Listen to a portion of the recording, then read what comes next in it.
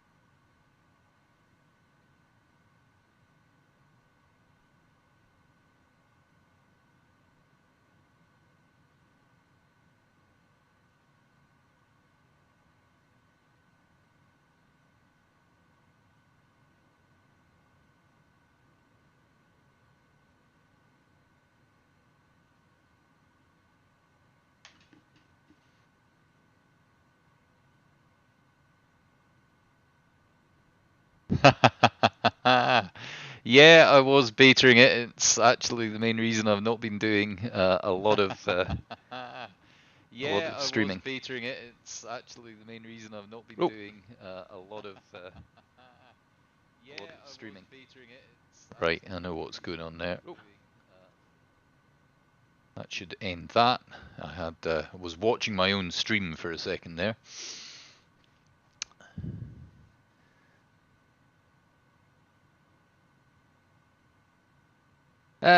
Yeah, it's been keeping me busy and keeping me away from the Kodiak and other things. So yeah, right. I think I'm all set up now. Do let me know if the audio is no good. And let's get on with this stream. Let's hop outside the cockpit first of all and have a look.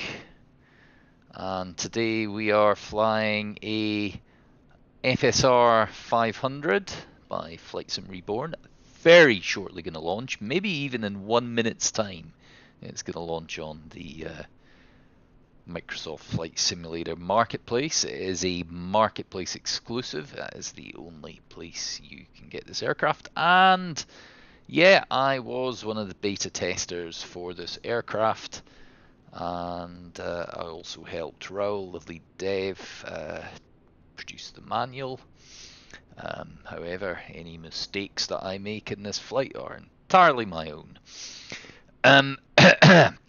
So plan is today to take it out for a flight. I've not been flying for a couple of weeks because I've been so busy writing the manual and other things, but doing a flight from Boston down to LaGuardia. I'm going to really take my life in my hands and do it on VATSIM as well, and it has been a long time since I've flown on VATSIM, so that's going to be stressful. But a really good chance to showcase the aircraft, and for all of those of you who are maybe waiting for it to drop in the marketplace this very shortly, give you a chance for a little something to do while you're waiting for it to drop. So, I don't know, there's probably quite a few folk going to be watching this who aren't used to my streams or how I do things. I talk a lot, and I do like my detail, and I like to try and do things properly.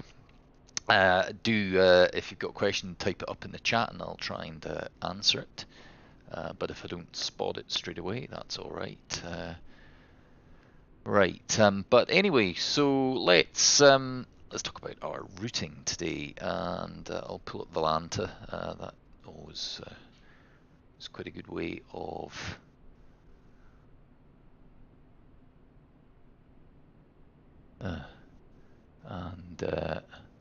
no, I do not want your promotion, whoever you are. Get lost.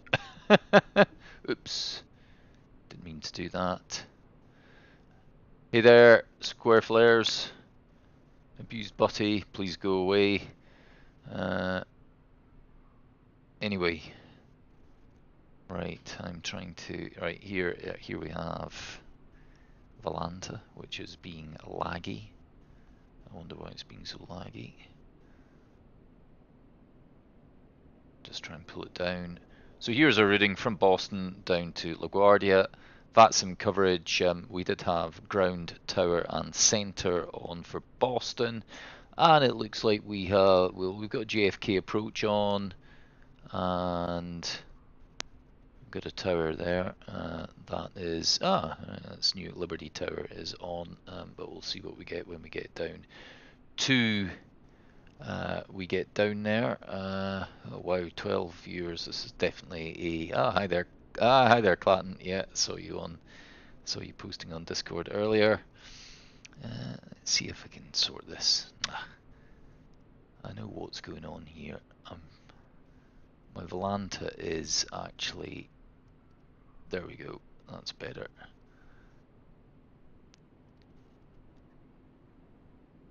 So flight plan wise, how long have we got? We're flying at flight level 280. I'm using Simbury flight plan and fuel report that I'm getting. No, that's no good. I'll look at the OFP here.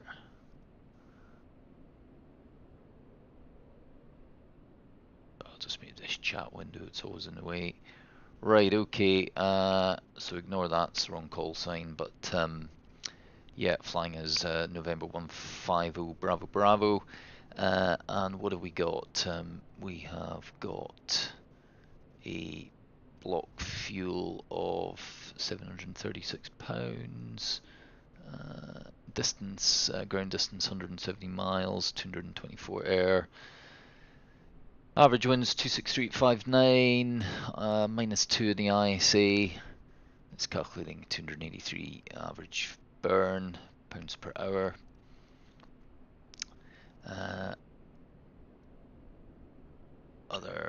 So yeah, block fuel was 736. Timings, that's what I want, timing. So it's giving us a block time of 1 hour and 22 minutes. These timings are about out. I was too busy messing around getting the stream set up. 2 packs, giving us a takeoff weight of 4662. So about 400 pounds below maximum. So well, yeah, we should all be good here. So that's pretty much the flight plan. Weather. It's actually looking pretty good on the weather. There was no SIGMET, there's no MEDAR. Particularly no icing, no turbulence, just a pretty strong wind coming from the west, as you might expect. In fact, what did it give me up here? So average wind component -50. So yeah, and at flight level 280. Hey there, random FS stuff. 17 viewers. This is definitely a record for my channel. I normally get like 2 when I'm flying in the Kodiak. It hasn't. Well, I don't know. I'm in the sim, so I'd have to come out the sim and check the marketplace. But it is releasing tonight, so we understand. Yeah. Anyway, right. Weather-wise, is there anything else I can pull up to show on the weather? So I like to try and do my flight planning using the real-world sources, and that's something that you can do in this aircraft, and it'll fly pretty well to that, and in Microsoft Flight Simulator. So here's the Aviation Weather Center graphical thing. Sorry, that's not a very good description for it. Aviation Weather Center graphics for aviators, or whatever it's called, and everything's showing VFR. And yeah, the cloud covers. It's actually looking pretty good out there. Actually, something I could do is get the METAR for Boston.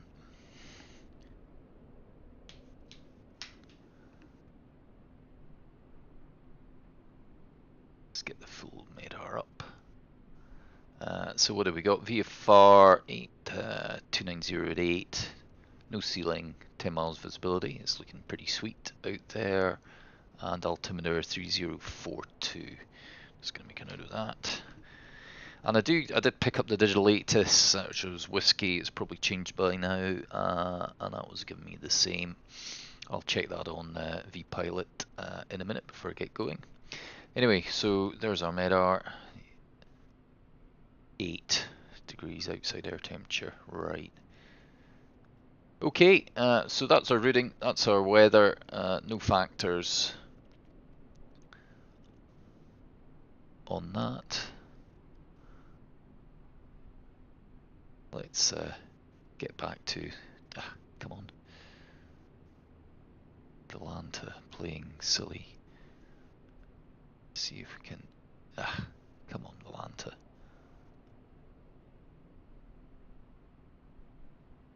Just trying to get it off onto my second screen, which I should now. Okay, that's cool. Right, well, let's start seeing some of what it has to offer. I'm on battery power at the minute, which I've been sitting on battery power for a while, and PFD's in revisionary mode. So I just want to, still showing I've got 20 volts, or did I connect? No, I connected the GPU earlier because I knew I was going to be faffing around for a while. There's the GPU connected, and that's giving me 28 volts is what I should expect. But with the FSR500, when you first join, everything is through this wonderful EFB, and it is absolutely fantastic EFB. I'm just going to reposition it actually, so it's a little bit less flat. You just can move it around. That's not quite what I want. Let's see if we can.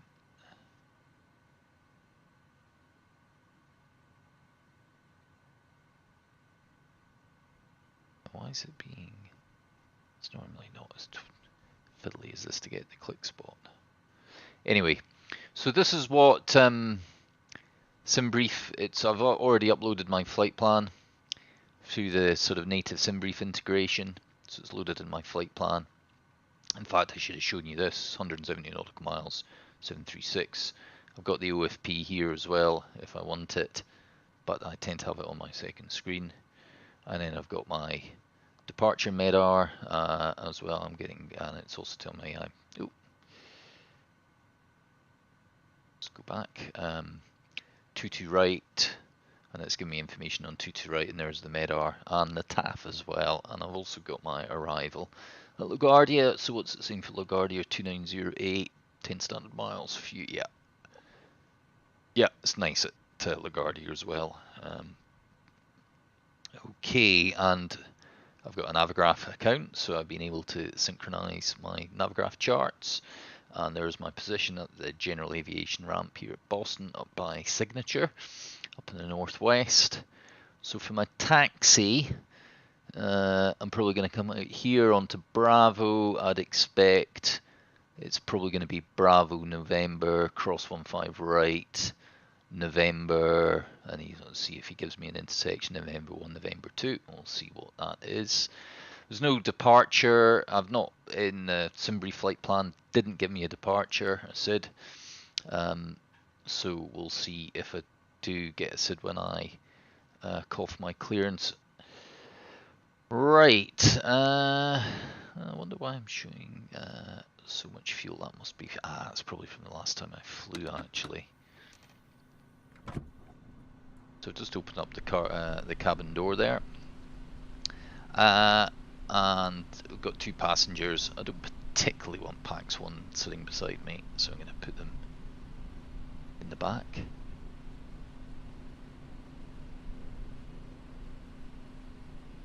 It's close enough. No cargo. Okay, so my pitot covers, propeller chocks are all off. Just got the GPU connected. I'll put the security cones out though before I call. So I'm going to click load real time, and now I'm going to get the EFBs changed. It's requesting the fuel truck, and I'll get an estimate in a minute for how long that's going to take. And we always fuel first, and then the packs will board. Oh, 10 minutes, right? 4 minutes. No, that's better. It does takes a little while for it to settle down, and it always calculates. You know, the fuel truck will come from a point in the airport, and you know, follow a proper route through the airport. So while we're waiting for the fuel to come along, I can start to think about tuning into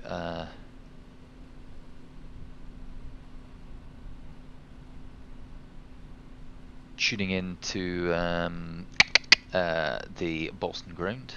I'm just going to check that spy and see what's still up. Yeah, we've still got ground on 121.9. I'll just check the ADIS before I call them, and the ADIS is whiskey still. Right, 121.9er.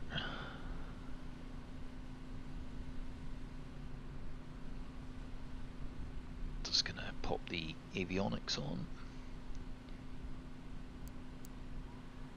Avionics will give me the MFD, but actually the other thing is it does is it gives me my SciTech radio panel. And when I'm flying VATSIM, I like to use that. Just get that popped out as well onto a monitor. Okay, so COM1 is going to be 121.9.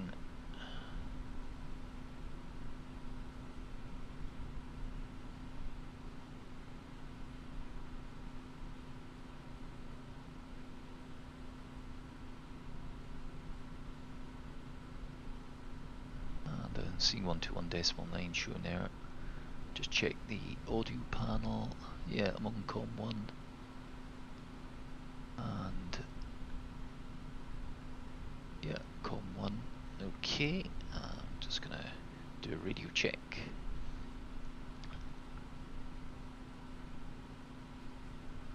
Boston ground, November 150 Bravo Bravo, radio check.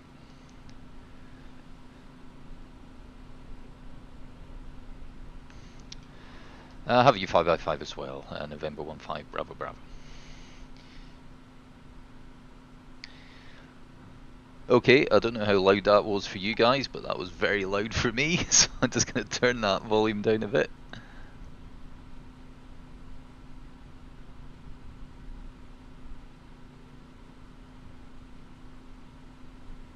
Boston ground, November 150 Bravo Bravo up at signature with whiskey, looking to take IFR clearance from Boston to LaGuardia.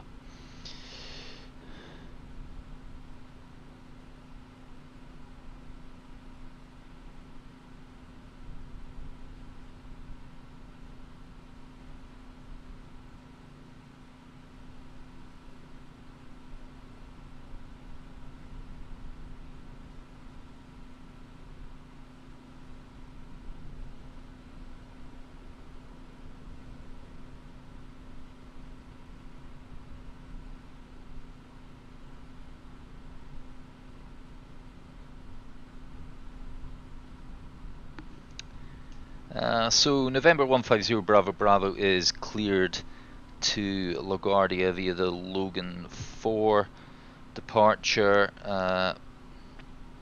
then as filed, maintain 3000, expect 10,000, 10 minutes after departure, departure on 13, sorry, say departure again for me, and it's a squawk 1416.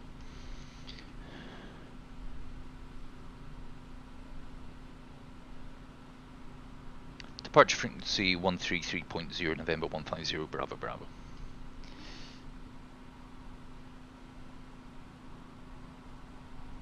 We'll advise when ready, November 150 Bravo Bravo. Okay, you can't hear the ATC side, just saw that message there. Right, okay, let me just troubleshoot that really quickly.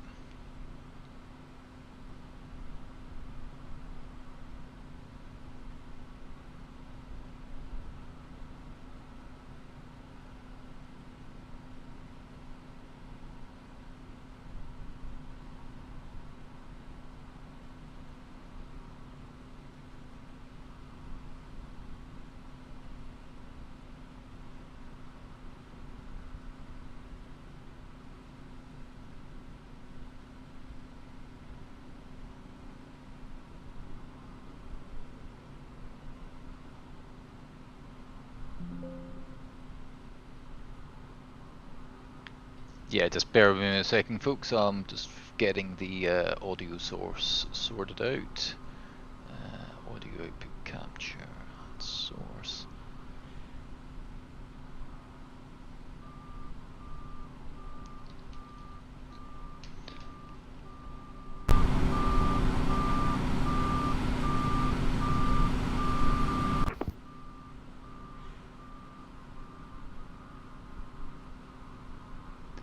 Okay, hopefully that will have sorted it out.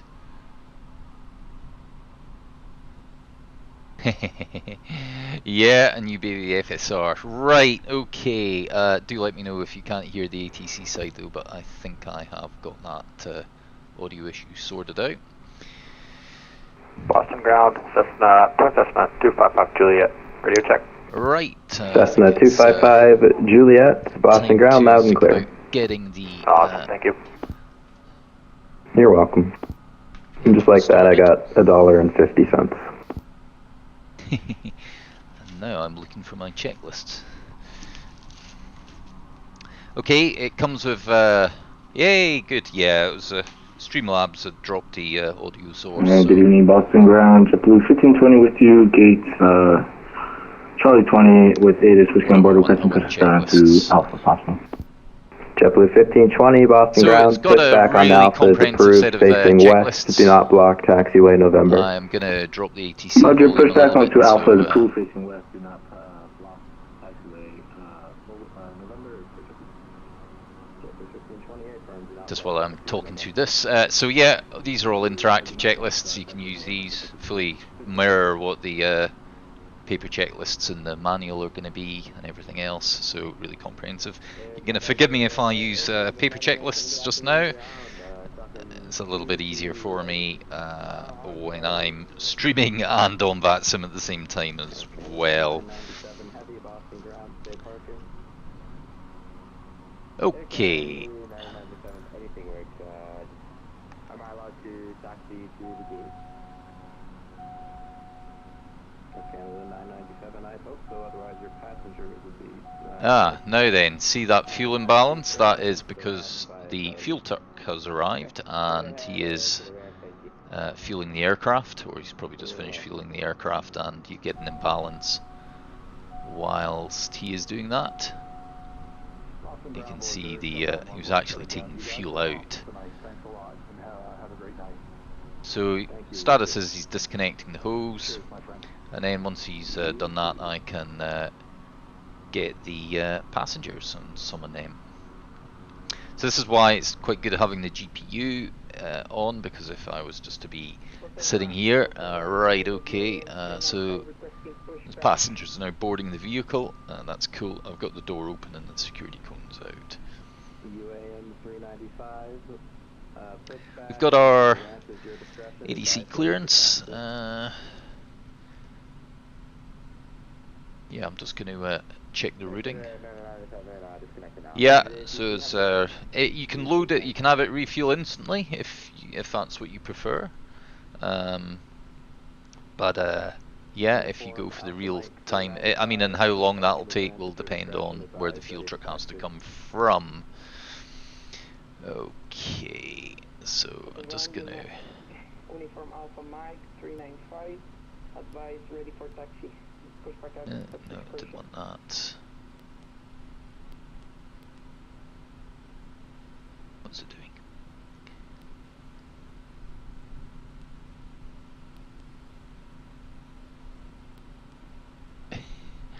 No, I don't want any of that. And what have I done? I'm so not used to doing this. I normally use hardware for everything. Boston ground Air Canada 2328, request IFR 2 Toronto with whiskey. Come on. Air Canada 2328, Boston ground. There we go. Right, just checking our routing. There we go. Stand by, I'll send you a PD.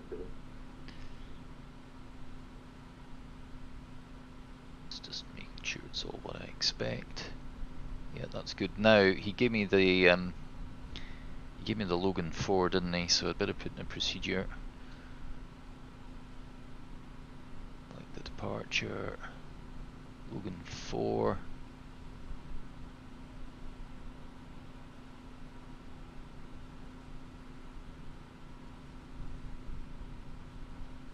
It's 22 right.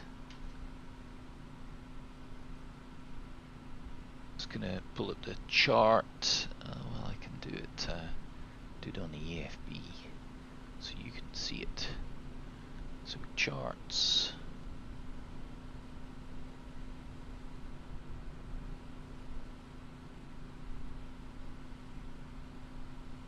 Just minimize the ground charts. Departure. It's Logan 4.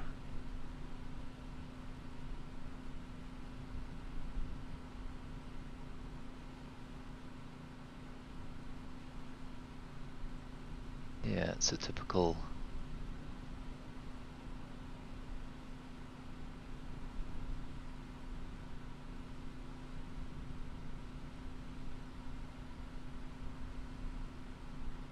okay, so the question is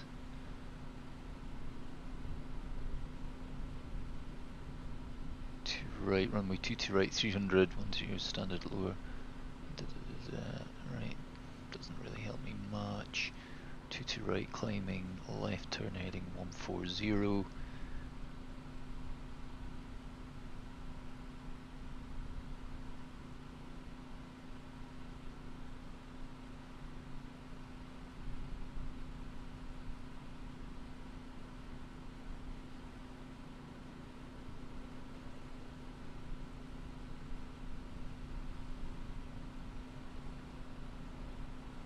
Yeah, gripe, no, Bosox is my first waypoint.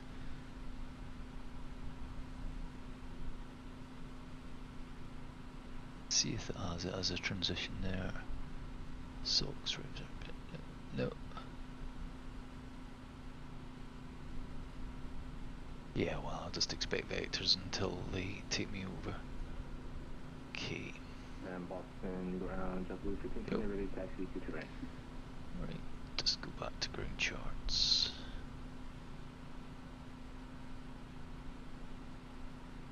JetBlue 1520, runway 22 right, taxi via Alpha, November, cross runway 15 right, hold short runway 15 okay, and the other thing I need to do is to get the squawk in. And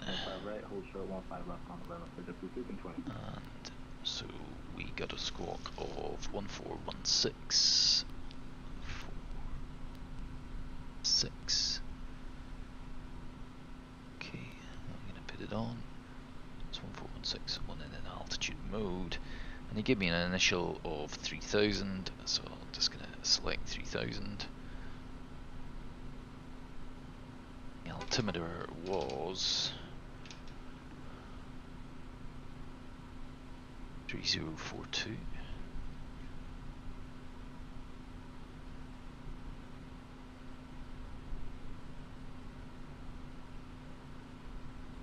That DLS on at the moment, that's yeah, makes the PFD screens a little blurry. Okay, right, we have. Let's see what's going on with our passengers. Have they arrived yet? So back to ground ups. Oh, they're here, but they're taking selfies apparently. So there's the limo that they came in. Care 5371, Boston ground. You are cleared to the Nantucket Airport via the Logan 4 departure. Radar vectors Marconi, Lima, Lima, Fox. Okay, the baggage is on board, but there wasn't any to board. You can see this is starting to flash here. That's that passenger on.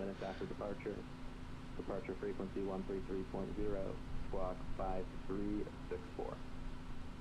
Okay, they're on board, so that should all be, just wait for it all to complete and then I'll get the door closed. Excellent, okay, that's boarding complete. We'll get the door closed. Can get the security cones away. You might have just heard a little toot of the horn as that was the driver letting me know everything was good. And I'm going to pop the battery on now because I'm going to do a battery powered engine start. And we can disconnect the ground power unit.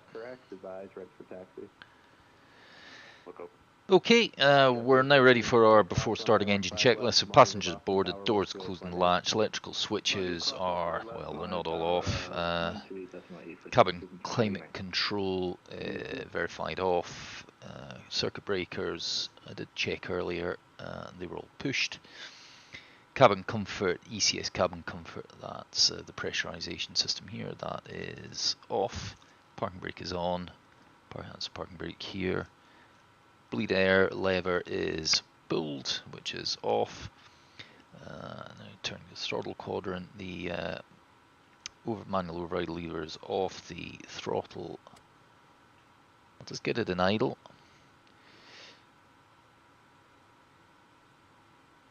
Condition lever is in the cut-off position. Now there's a check here for the emergency switch, which I'm not going to do. External power is disconnected. Our nav light can go on. There we go. Nav lights are on. There's no beacon on this aircraft, so you put the nav light on to let people know you're going to be powering up the aircraft. Battery switch is already on. Our flaps are retracted. Fuel gauges. Just going to check. So we've got 736 pounds on board, which is expected. Outside air temperature 8 degrees, and our fuel temperature is 8 degrees. Okay, we will test our. That is our fire enunciation test, which is good. Got the triple chime. Okay, and we'll look at the PFD, and we'll just kind of look at the CAS messages and consider any that we've got. PO heats off, takeoff configurations shown, alternator off, generator off, feathered. That is as expected. Alright, go for the engine start. Now, if you're flying this and you've got the realism on, you do need to do these checklists properly, otherwise you will blow the engine, but you can disable all of that by using the realism settings in the EFB. Everything's controlled via the EFB. I'll just show you that real quick. So here, all the different systems that you can control the level of realism. Also, I'll just check on the packs. Well, there's 2 on board. They're not wearing their seatbelts. Let's get their seatbelts on. 2 wearing seatbelts. They're feeling cold. It's 11.6 degrees here in the cabin. Well, they're just going to have to man up until I can get the engine started and get some warm air into the cabin. So, engine start. Fuel pumps to manual. Indicated on. Ignition manual indicated on. Prop area is clear. Start mode, confirm auto. That's start mode here, and it is an auto if there's no light illuminated. Our starter switch, lift cover and push. So see everything dim as the starter kicks in, and we come down here. Engine's rising, oil pressure and temperature's rising. We're looking for an NG of above 13. There's 15, and then the condition lever can go from cut off to full, and now we're monitoring ITT. Got my hand on the condition lever. ITT rising, temperatures and pressures rising. Okay, ITT peaked at 712 degrees. NG rising. So once NG gets about 56%, the starter should cut off. I can tell the starter came off because everything got brighter on the panel. Prop RPM is above 1200.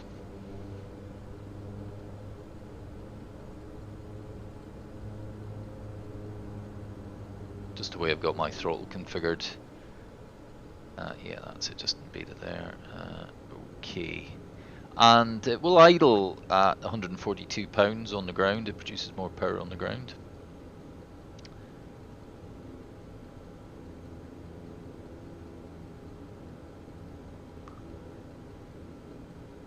I didn't quite finish loading my procedure. Let's do that.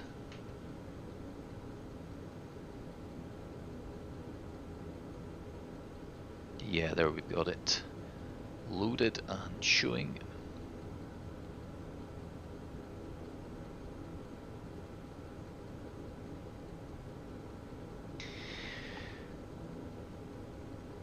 So just to complete, our generator switch now needs to go on, and the alternator.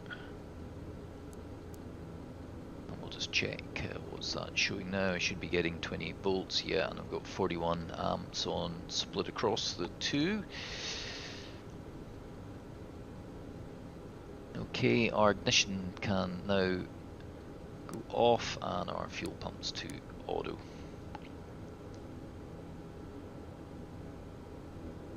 Right, before taxi, avionics switch is on, MFD is on, autopilot pre-flight tester won't perform. Can test the pitot heat, which would just give us a drop in amps. I can do that using hardware. Sorry, an increase in amps, yeah. So, and it was indicated as well, and we've now got the CAS message, pitot heat off. Taxi lights, yeah, want some taxi lights on. Strobes can now go on. Well, don't need the strobes on, put them on when we get to the runway.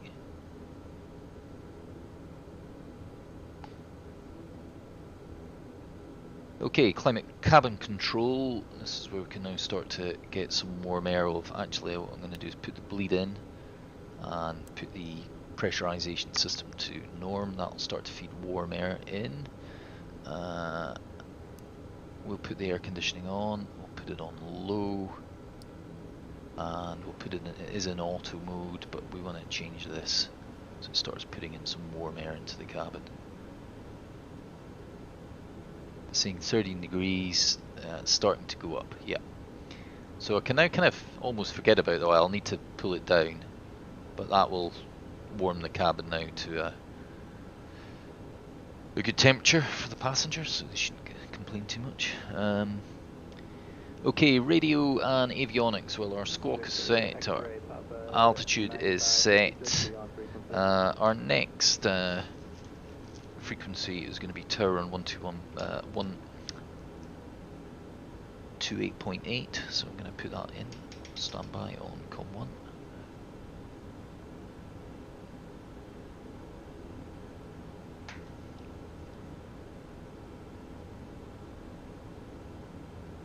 Put my audio, my VATSIM volume up again now.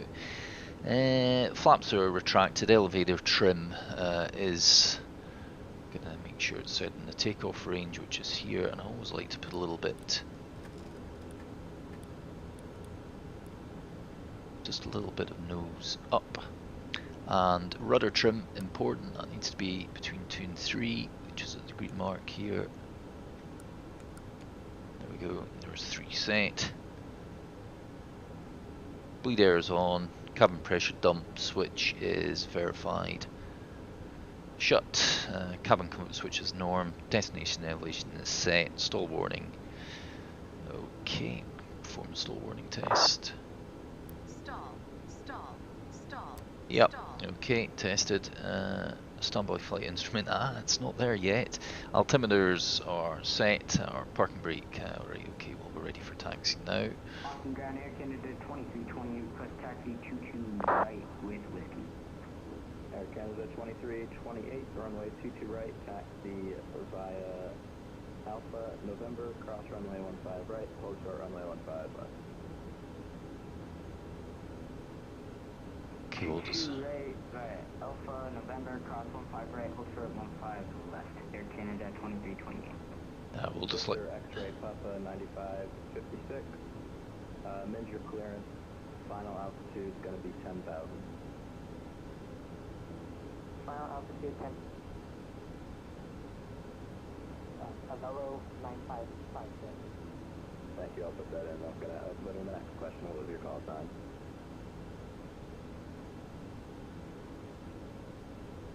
Boston Ground, November 150 Bravo Bravo, ready for taxi, runway 22 right. November 150 Bravo Bravo, runway 22 right, taxi via Bravo, November, cross runway 15 right, hold short runway 15 left. Taxi runway 22 right, Bravo November, hold cross runway 15 right, hold short 15 left, November 150 Bravo Bravo. Okay, so he's given me a hold short at 1.5 left, that's fine. I'll just show you on the chart where that is going to be. So as expected, we're going to come out here into Bravo, down to Bravo, into November, across 1.5 right, and then we're going to hold short here at 1.5 left. Okay, so parking brakes are released and start to move forward. Let's pop the head tracking on. A little bit of breakaway power.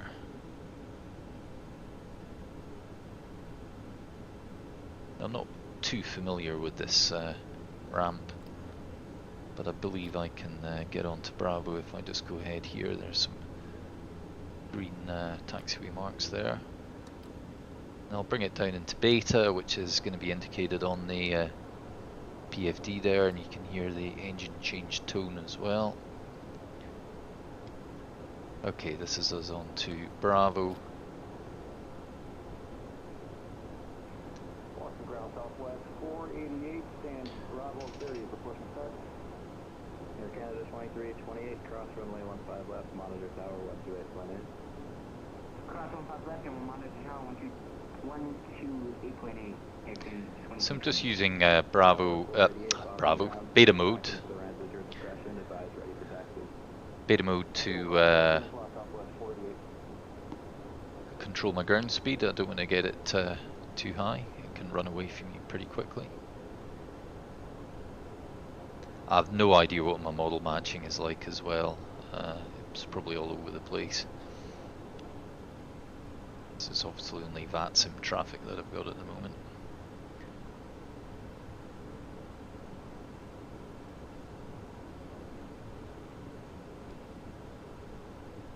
Just rolling along at 30 knots, that's fine.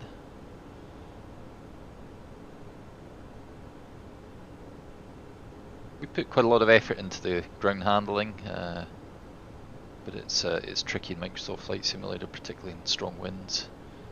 But yeah, it will taxi along very nicely in Beta. And it is a full Beta range as well. And the manual, when you get it, will give you lots of tips and hints on how to configure that.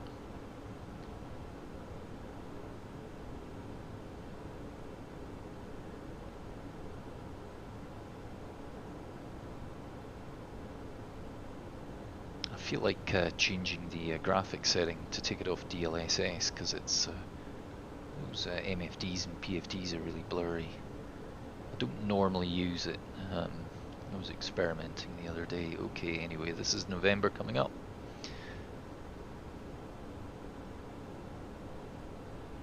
So we had our clearance to cross the runway, but I'm just going to put my strobes and landing lights on while I cross. Oop.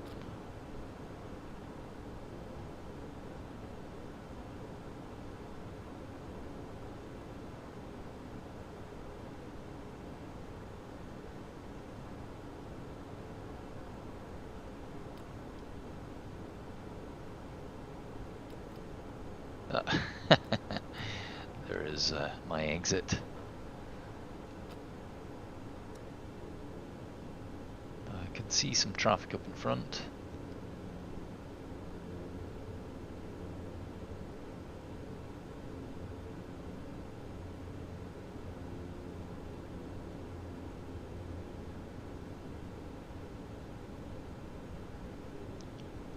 So I had a hold short at this runway up here.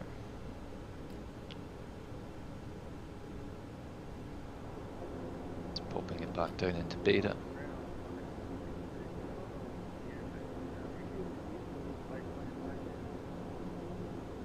November 150 Bravo, cross runway 15 left, monitor Boston Tower 128, plan in. Cross runway 15 left, monitor tower, November 150, Bravo.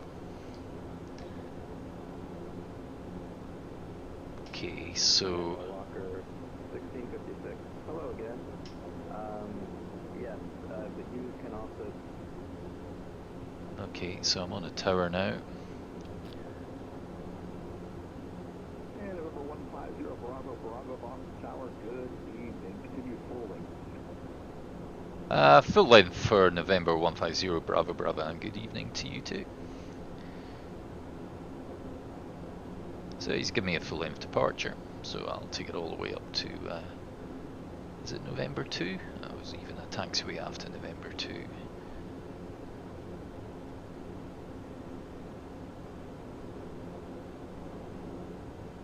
So center is on 134.7, so I'll just dial that now, tune that now.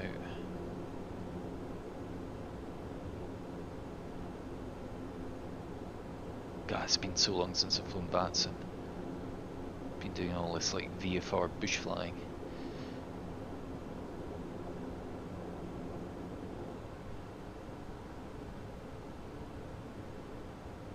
Air Canada 2328, contact departure 133.0. Have a great flight. Over departure 133.0, Air Canada 2328. Oh, 28, have a good night. He did say 133.0, they must have come on. Let's get that dialed in.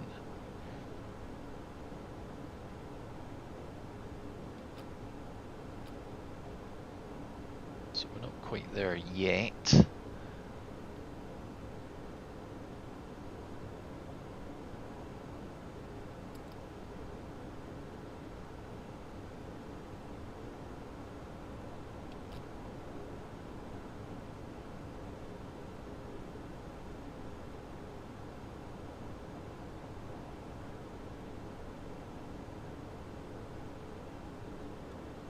Number 150, Bravo Bravo, the wind 3008 on departure, fly heading 260, runway 22 right, clear for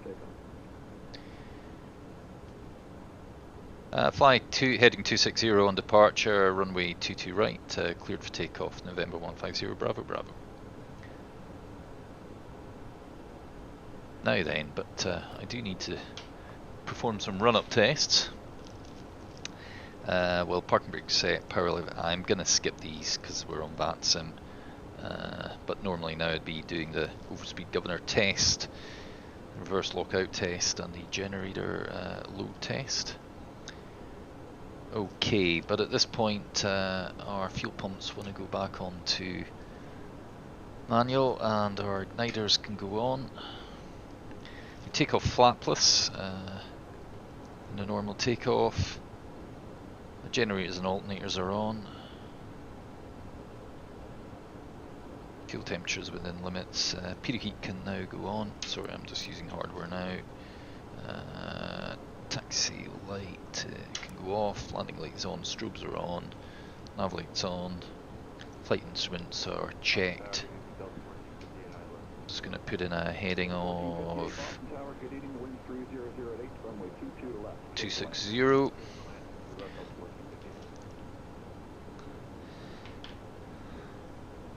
Okay, well, we still got our takeoff clearance, so we will roll forward.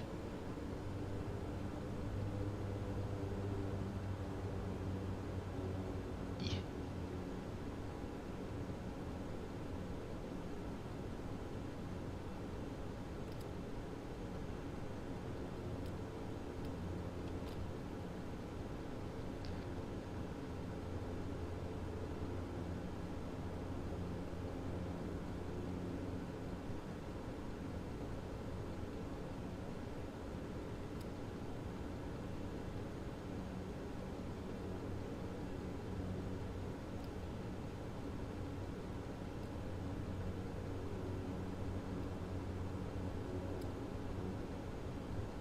Okay, so our takeoff torque limit is 1313. So our departure is fly runway heading, and then he's given us a 260 heading, so it's actually a turning to the right, which is not the same as the Logan 4 departure call for, but I'm not going to argue. I've got departure frequency tuned. Okay, condition levers in run.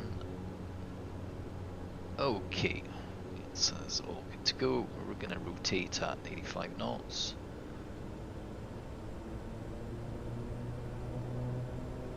Smoothly bring the power up.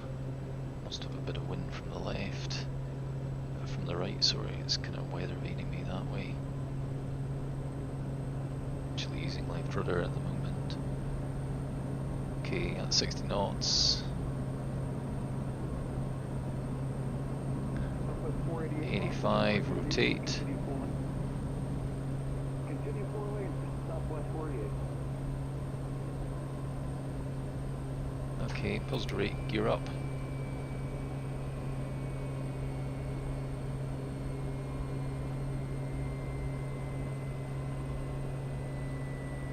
Put the flight director on. Yaw damper can go on.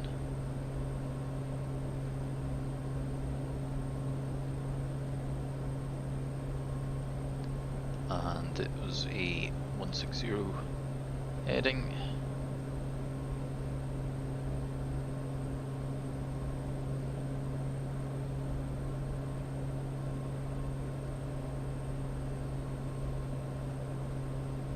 Climb ahead at 100. 150 Bravo, Bravo. Contact departure 133.0 and enjoy your flight over New York.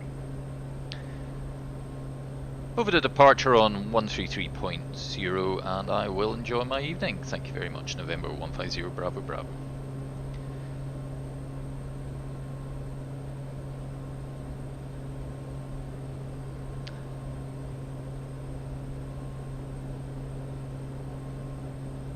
Boston departure, November 150 Bravo Bravo, 2400 for 3000, 260 heading. Piper 150 Bravo, Bravo, Boston departure radar contact. Climb maintain 10,000 at 3,000, your third rate Bo-Sox. Climb 10,000 at 3000, direct Bo-Sox, November 150 Bravo Bravo.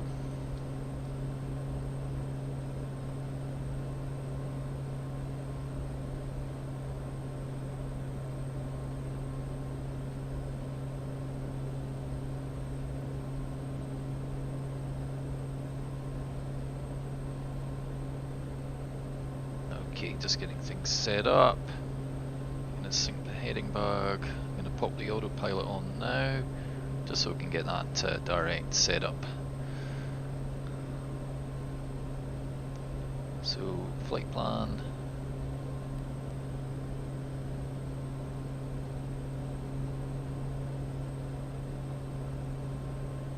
And then we'll hit the direct. Now we've got Bo-Sox highlighted, so direct Bo-Sox, activate. Okay, that's us direct to Bo-Sox. We can hit the nav key, and there we are, direct Bo-Sox. We'll climb into 10,000, we'll just confirm everything on the AFCS status bar. So nav is armed, autopilot's on, yaw damper's on, flight level change at 123 knots. We've got 10,000 selected, and that looks good.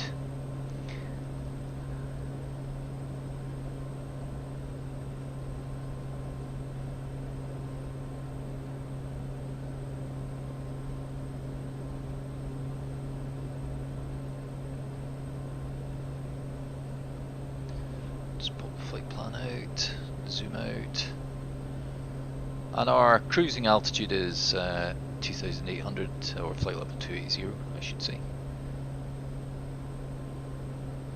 For cruise climb,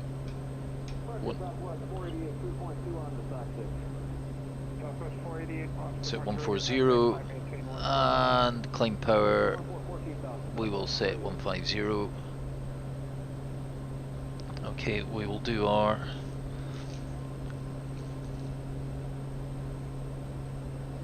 maximum continuous power climb checklist. So our power lever is MCP, fuel pumps can now go to auto, ignition, auto, landing light can go off, max protection as required. Well, it's minus 11, but there's no visible moisture. Torque maximum 1339 TT, maximum 770, so we'll just monitor those. We can probably bring it a bit higher actually. And in these conditions it'll probably be ITT limited first, NG. It's all good. Just 83. transponder is squawking, and in alt mode. Okay, that is our MCP checklist. Going. Does DLSS or whatever it is help your frames rate? Yes, it does. It definitely gives you a frame rate boost, but on glass screens you get this kind of blurring effect. It's just the way it works. I'll come out of it once I get up in the cruise, because I'll obviously have to pause the sim briefly while I'm doing that, and I am live on VATSIM.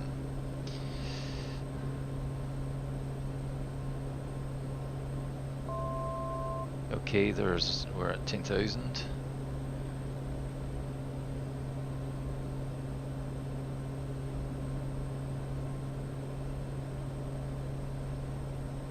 So Boston Center is up. He's on 134.7, so I'm just going to get that on standby.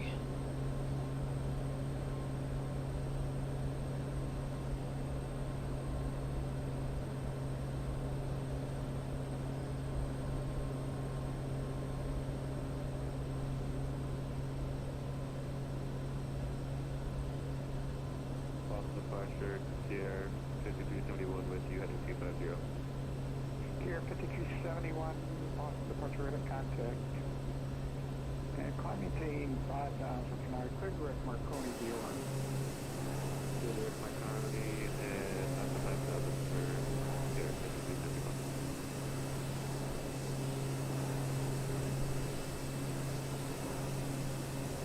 What's your 127 to 7 maintain 3,000.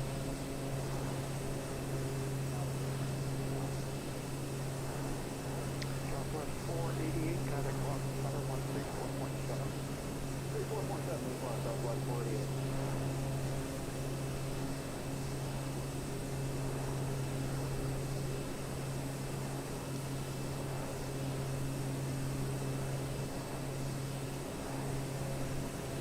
Boston departure, November 150 Bravo Bravo. Just wanted to check what you had as my final altitude.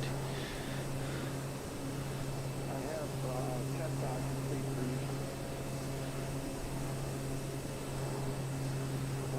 Bravo, Bravo, I have 10,000 feet. Understood, 10,000. I can take higher if you prefer. I had filed flight level 280, but I can stay at 10,000 as well. It's fine.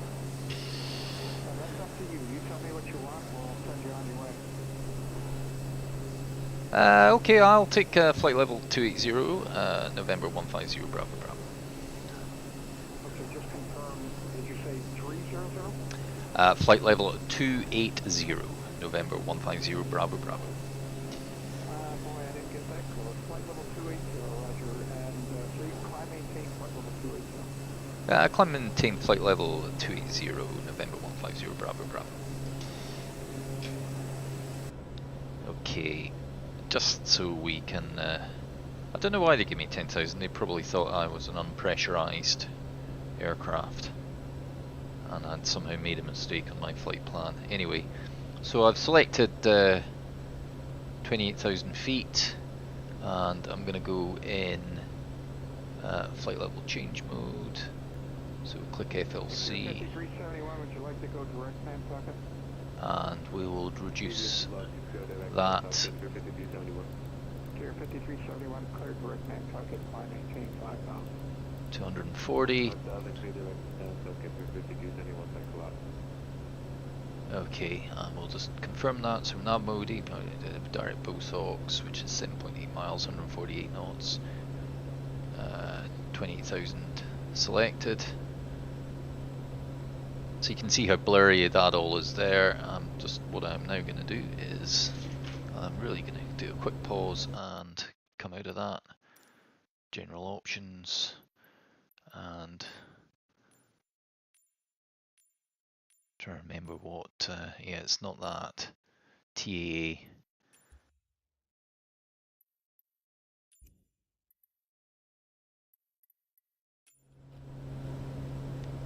Great. Okay, and yeah, everything's a lot sharper now.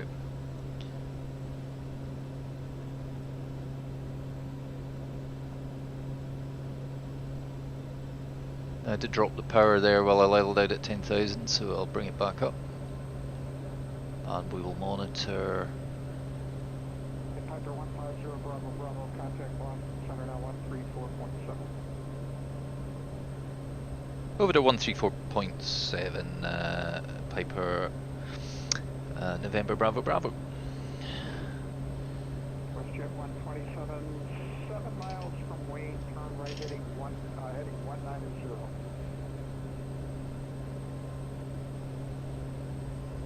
Boston Center, good evening. Piper November 150 Bravo Bravo, 12,500 feet for flight level 280, direct to Bosox.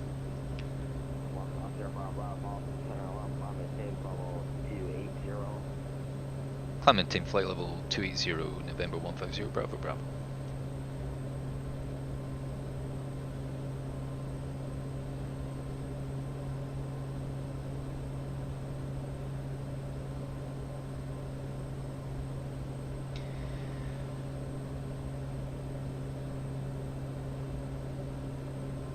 So there we are, coming up on Bosox, and then it'll be Gripe. Graham is the next after that, then Davney.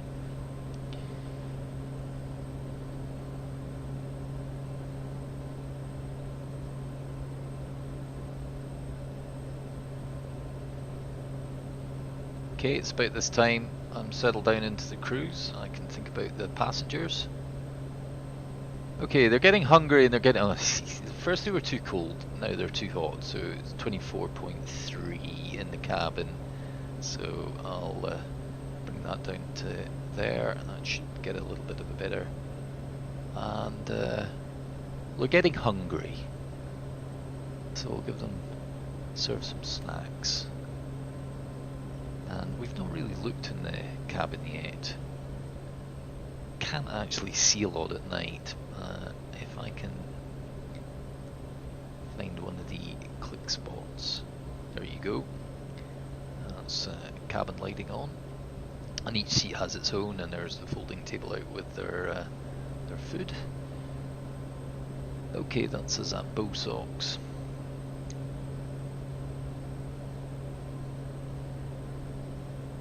Getting 1400 feet a minute, I can bring the power up. I'm well below ITT limits. And NG is just at 84. Stop at 27, radar contact, 150 miles north of Bangor Airport. Descend and maintain flight level 400.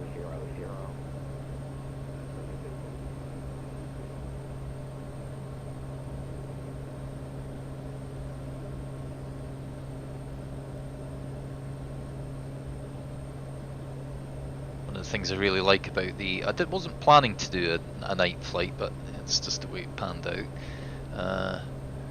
But it is really well lit in the aircraft at night. These embedded LEDs are really clear,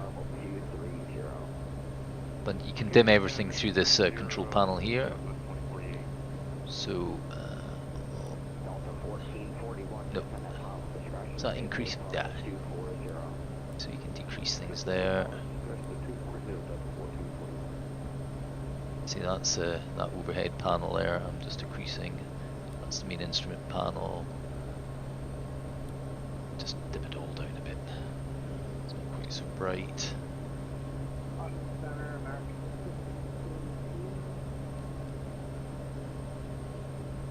Market 1532, Boston Center, go ahead. Yes, I'm not showing any ADIS at the moment for Boston. Whether it's that's coming up. Market 1532, unfortunately the weather service is offline right now, so we don't have any access to the weather in Boston. Okay, we're above 18,000 now, so I can go PFD options, standard Barrow. Could you let me know what runway to expect? I expect runway 22 left.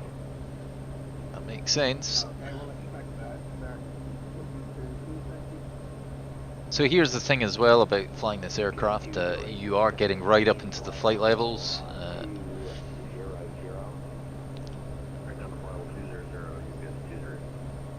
But it isn't a jet, so you have to really pay attention to the weather.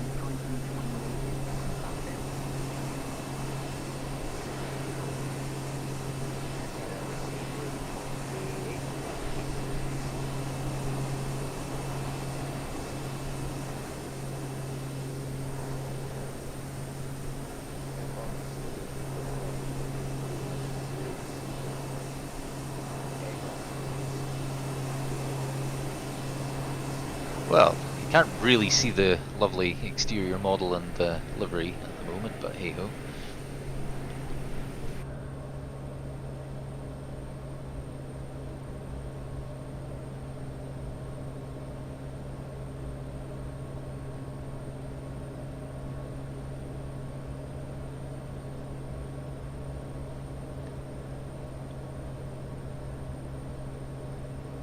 And if you're playing with the realism settings on, you do need to keep monitoring those gauges.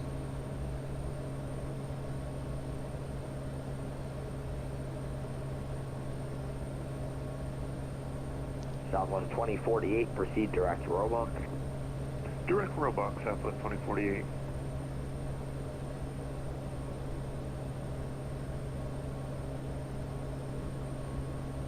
Market 1532, descend at pilot's discretion, maintain flight level 240. 7240 at my discretion, American 1532. Okay, so we're just a minute from Graham, our next waypoint. Now it's round about now, I'll start checking things like my fuel burn. So, I mean, we're at fuel flow is 251 pounds per hour at the moment.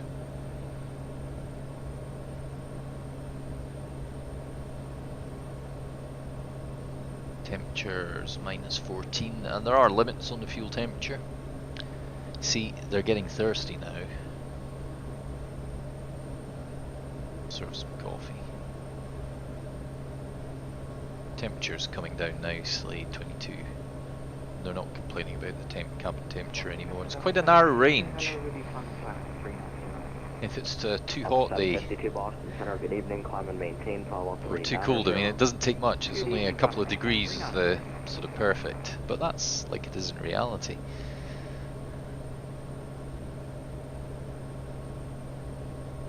Oh God, actually no, that's Gripe that we're coming up on. Okay, so we're at Gripe. So what did the OFP say for Gripe? We've got on board 259. 592.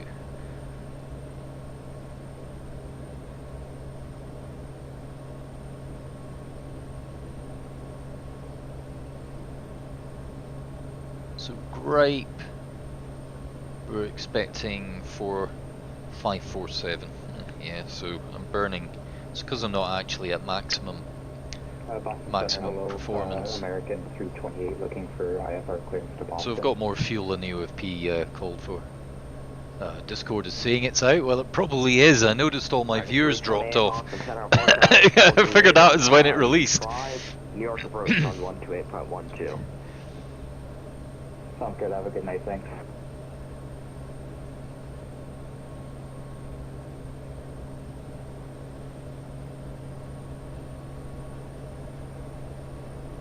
So the ITT logic is all custom.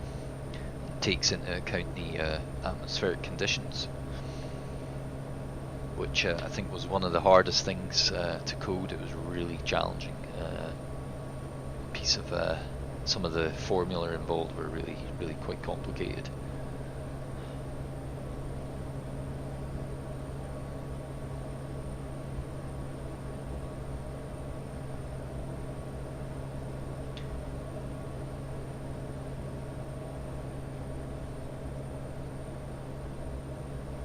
Oh, it's a shame it's so dark outside. Anyway, there we are.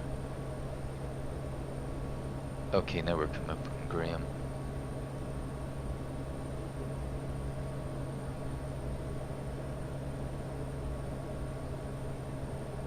And actually above flight level 200 you can actually, if you're using flight level change mode, you can drop it to 120 knots, which I'm just doing using hardware. I'm sorry, when I'm flying VATSIM, it's really tricky to find it really tricky to do stuff in the cockpit, so I do tend to use my hardware.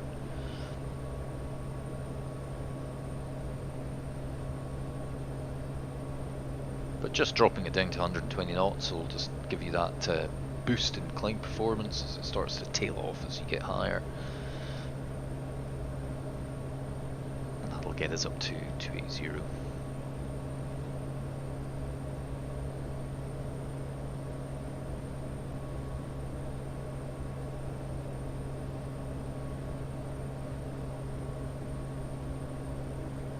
But I can see myself on VATSPY. Slow progress compared to all those jets out there. 83 backup frequency.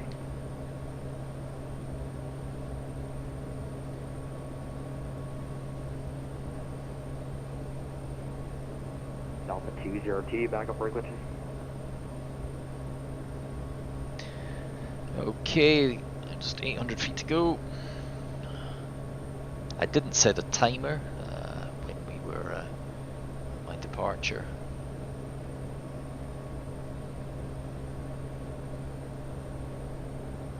Look, they're all green, they're all happy, they're all fed and watered, nice 22 degrees.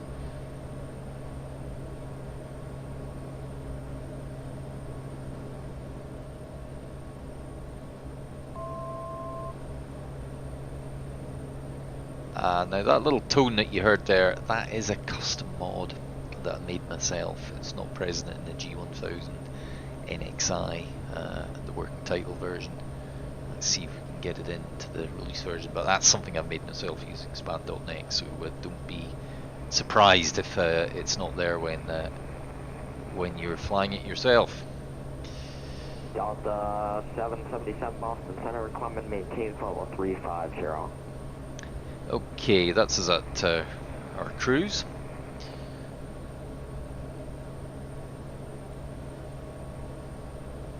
Delta 1441, descend via JFund 2 arrival, runway 22 left, Boston altimeter 3045, accept, maintain 310 knots or greater, publish speeds at JFund. Alright, Delta 1441, following JFund 2 arrival with the ILS 22 left. Follow all published speed. I believe you said still 210?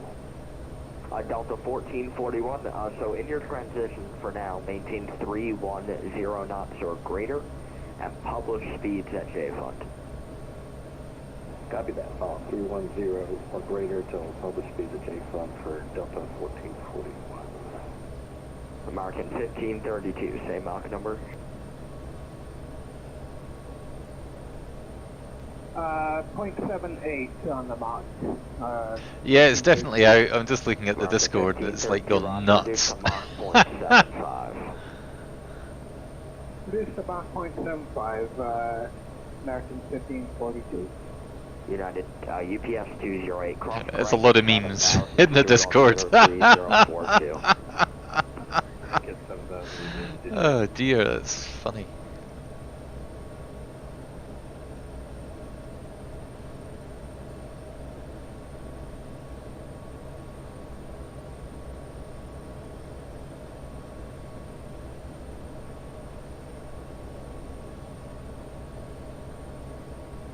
Center, Walker 1656, common to 14,000, leaving 10,000. Walker 1656, Boston Center, good evening. Common maintains level 360. Common maintain 360, Walker 1656.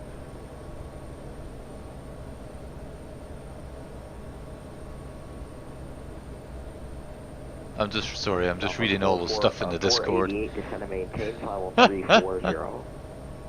Center maintain flight level 340, Southwest 48. Ah, very good, very good. Well, you'll be able to enjoy all this goodness yourself soon enough.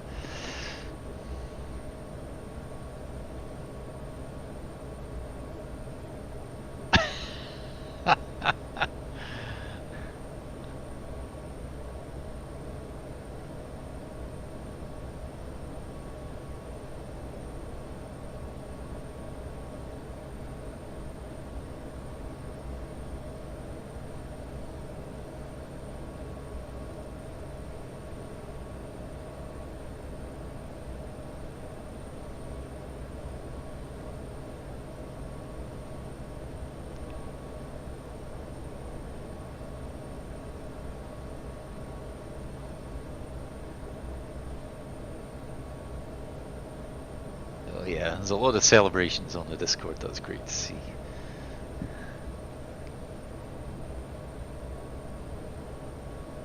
Southwest 2048, descend via Roebuck 3 arrival, runway 22 left, Boston altimeter 3045. Descend via the Roebuck 3, Southwest 2048.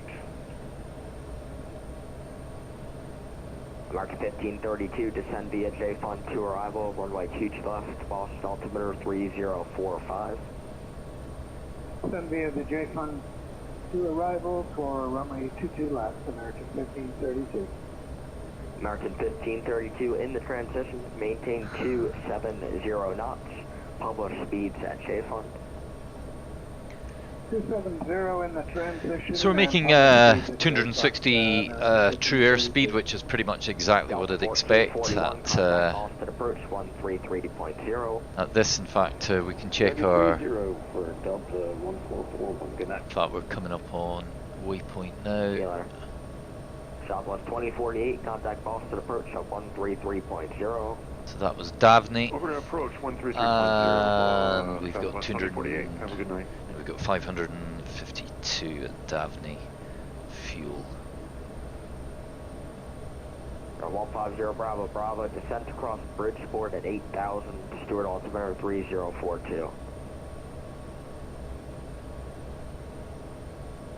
Descent across Bridgeport at 8,000, note the altimeter, November 150 Bravo Bravo. UBS 208, New York approach for Newark is closed, radar service terminated, frequency change approved. 208, UBS 208, thanks. Okay, so he has given me a descent to 8,000 at Bridgeport, and where am I?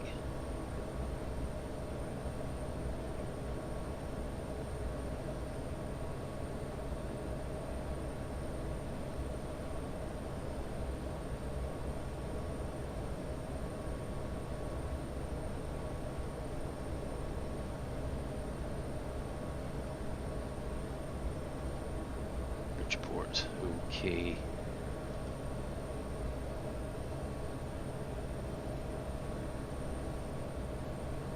Well, let's see if we can do this. It's not something I'm actually very skilled at doing, or I've never had to do it before. We're going to set up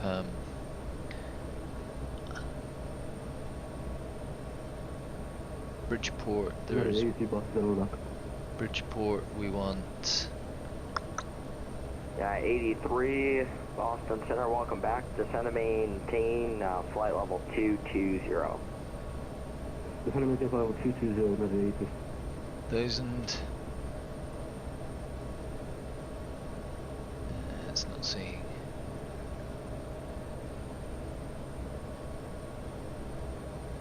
Okay, anyway, right. We will set an 8,000. 1532, contact Boston approach on 133.0.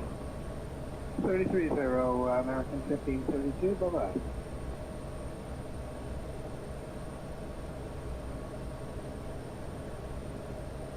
Okay, we will descend in flight level change mode. I was going to try and do it using VNAV, but I need to practice that myself. So that's flight level change. Southwest 488, contact Washington Center 133.72. On, and we'll bump it up to 180. Southwest 488. Sailor. Boston Center Delta 235 at 370. We'll pull the power back, which will help us speed up Delta the descent. 235, Boston Center 1. Take the flight plan out.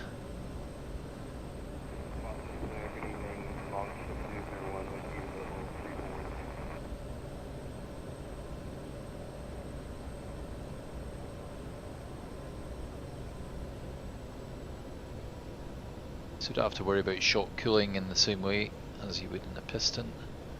I'm just using the Longship 001 Boston Center, squawk 7325. Okay, so the out-select arc is sitting just there over Bridgeport. So that should give us a good rate of descent.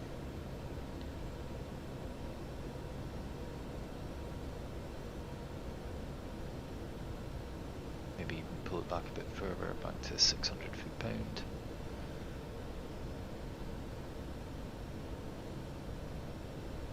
Yeah, there was a definite, clear, distinct drop-off in audience the minute it released, which is fine.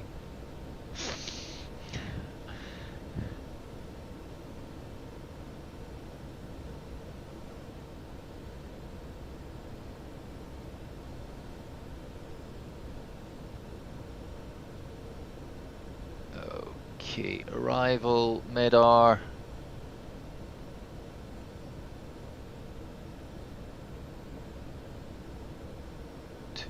Yeah, okay. That's no issue.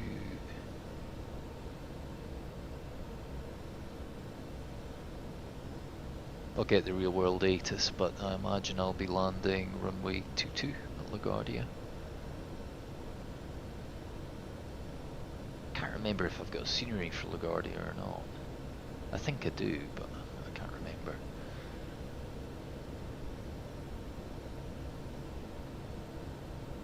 Let's check with that alt select. That is looking, we're looking good at 8,000 for Bridgeport. I'll tune Bridgeport, that's 108.8. Put that on nav 2. Longship 1, radar contact, 200 miles northeast of Bangor. Maintain level 340. So I don't have any bearing pointers up, so put DME up. Bearing 1 can be nav 1, bearing 2 can be nav 2. There's Bridgeport, 36 nautical miles. Montreal's closed, radar service terminated, frequency change approved. I was waiting for you to say that, they're over the 162 APS.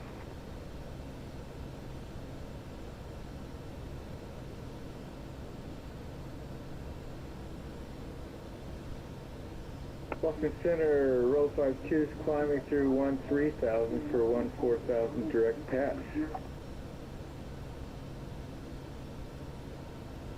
Rollo 52, Boston Center, climb and maintain 16,000. Continuing to climb 16,000, roll 52. Yeah, 83, cross crank at 7,000, steward altimeter 3042. Cross crank at 7,000 at easy. Well, I don't know what he said. Okay, we still don't have New York Center up. But I'm probably going to be with Boston fairly much the whole way. I mean, JFK approaches up, but I'm not sure if they'll cover LaGuardia.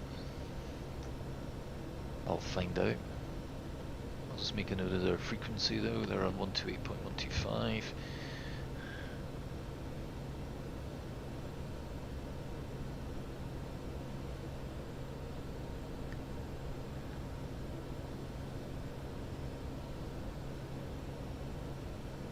Great thing is the pressurization is all pretty much automatic in this aircraft.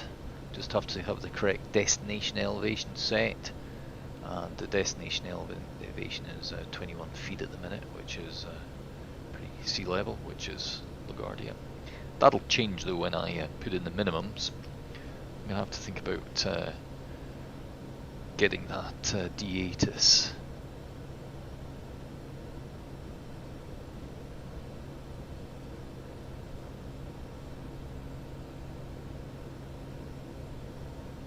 So LaGuardia, it's Juliet 2006, altimeter 3046, ILS runway 22 approaching use, land runway 22. Yep, okay, that's what we thought. So it's going to be runway 22.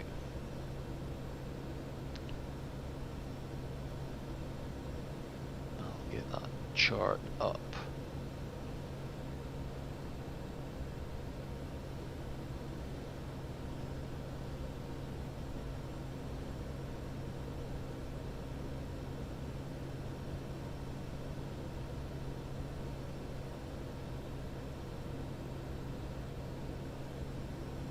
Oh, just found out. I didn't realise you could do that in Navigraph. You can get the 235 cross news, flight level 270.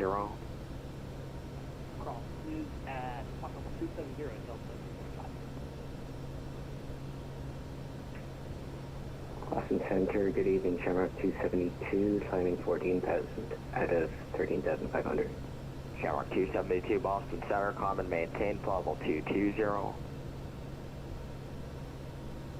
Climb and maintain 220, Shamrock 272. See, so our decision height will be 212 feet. That's for the ILS 22. If we do land on 22, we will be exiting to the right, aiming to exit at Echo or Delta. Head over to the General Aviation Parking there.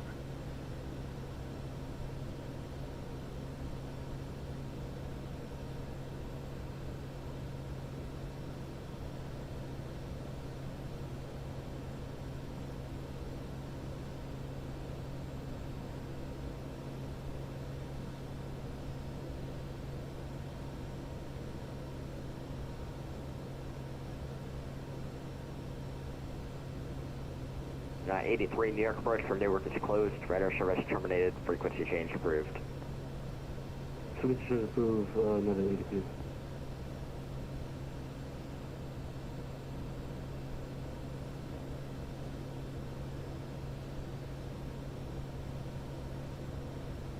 Our 150 Bravo Bravo New York approach for LaGuardia is closed. Radar service terminated. Frequency change approved. Over to Unicom, November 150 Bravo Bravo. Thanks for the service.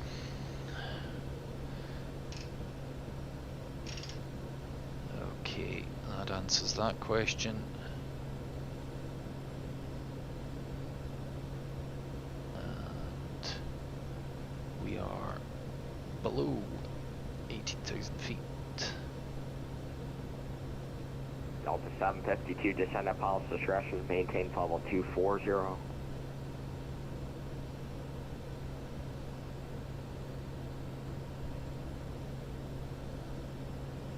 Descend upon the discretion, that's So that's me on Unicom now.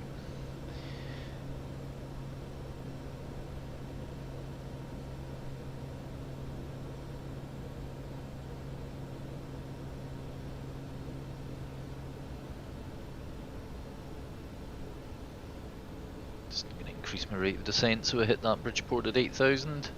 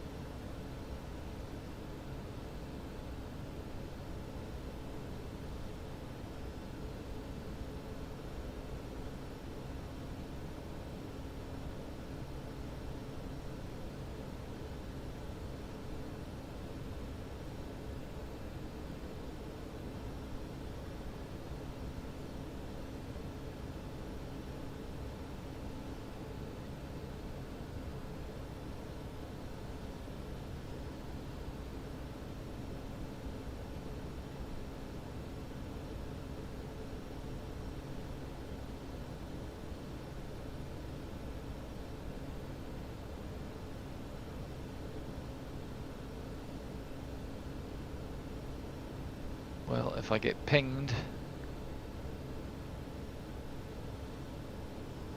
I'll respond. But I'm not seeing any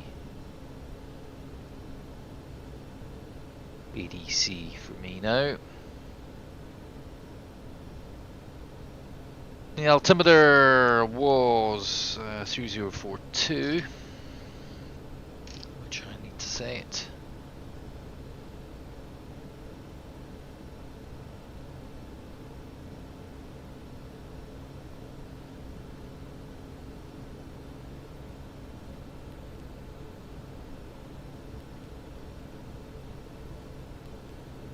There we go, 3042.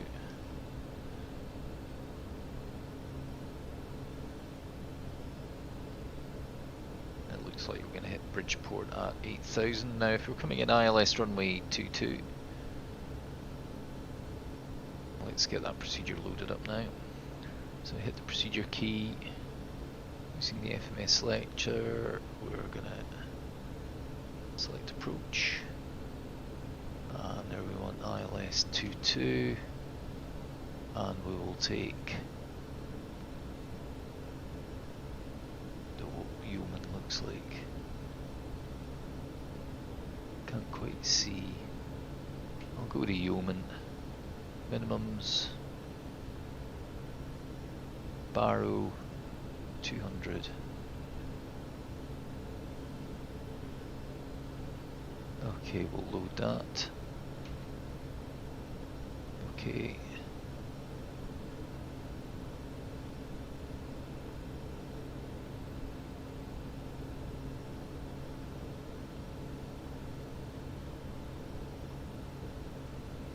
Oh yeah. Okay, we don't want that. Well, when we get closer, in fact, I'll reload that procedure. We don't want yeoman, or we'll do a direct yeoman when we get to Preno.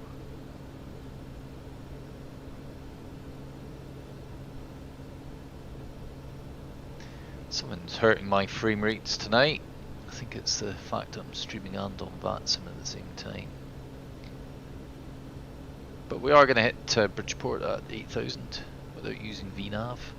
I really must learn how to do that on the fly. It's fine using VNAV when you're flying, sort of just using the sim ATC, but when you're actually trying to do it in VATSIM.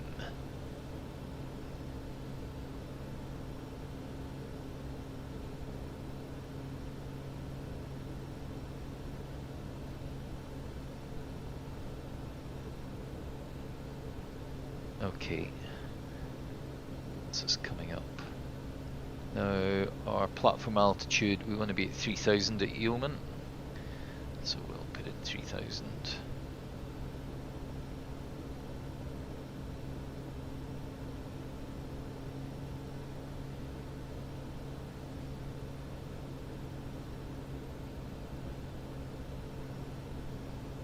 And I'm going to drop the speed down to 170 just to slow the rate of descent a little bit.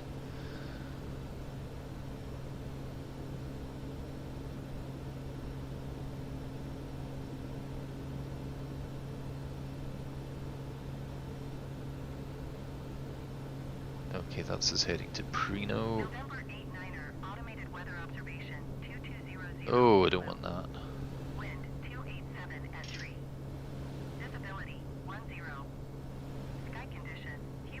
Okay,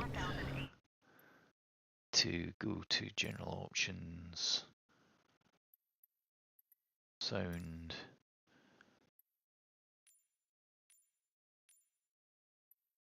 off, just to stop that Microsoft Flight Simulator. Temperature 4C viewpoint 10C altimeter 3043.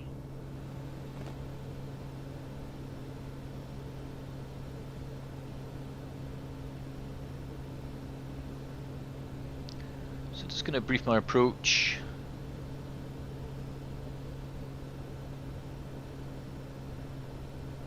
So we're going to be taking the ILS runway 22. That's on a frequency of 110.5. Final approach course 224. Final approach fixes Greco at 1900 feet, and our decision altitude is 212 feet. Airport's at 21 feet. Next approach, climb 3000 outbound on El LaGuardia VOR 225. So I'm going to tune the LaGuardia VOR, which is 113.1. Put that up on nav2, although I'll probably lose that when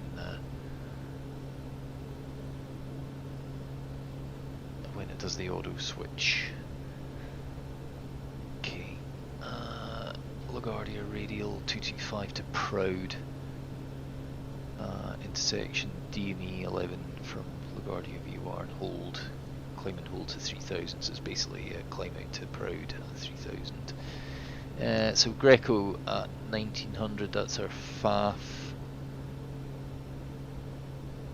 Missed approach point is the threshold. Minimums for a Cat 1 are 212 feet. Yeah, that's all fine. And what kind of glide slope is this? Is a 3-degree glide slope. That's fine. So we're just crossing 6,000 now. Coming up in Prino. Oh, I'm just down to 3 viewers now. I think I had the heady heights of 22 viewers at one point. Definitely a channel record.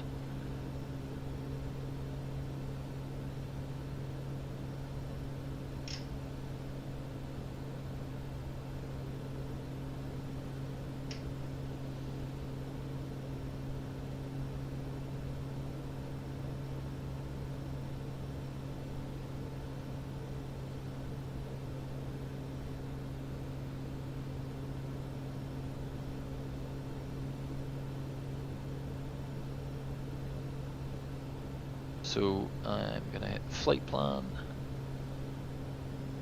get the FMS cursor up, and we're going to go direct Yeoman.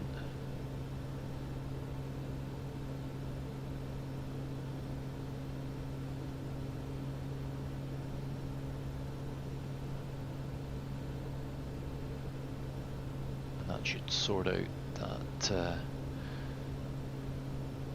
turn back that I had. Yep, that's all straightened it out. I'm going to be at 3,000 at Yeoman, so that's fine. We're going to make that.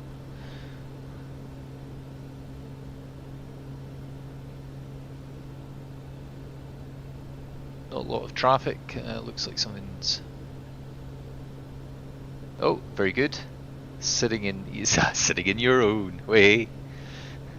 Well, you know, do look at the manual and the tutorial videos. I mean, I have to say that I think the manual is a work of art, but I would say that. It's certainly long enough.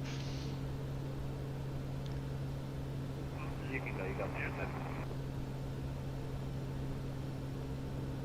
Okay, we've got a bit of traffic coming into LaGuardia, but I don't think that's going to be any factor. Must be a Cessna or something like that. He's only doing 65 knots.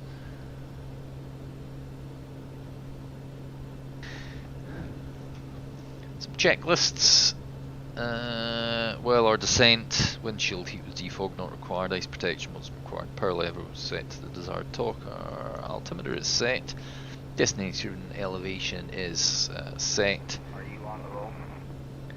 Climate cabin controls as required. That's our descent checklist.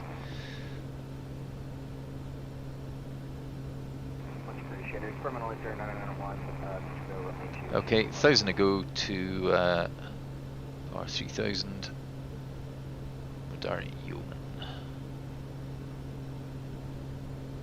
If we don't get an auto switch at Yeoman, we will press HSI, get the CDI key ourselves, and I'm gonna tune, just make sure. Gotta hate it when it does that. Forget that I've left it in free look. Okay, and so we're on 110.5. 5 on IURD. Final approach course of 224 degrees. Just in case the auto switch doesn't work, so sometimes it doesn't. It's 300 to go.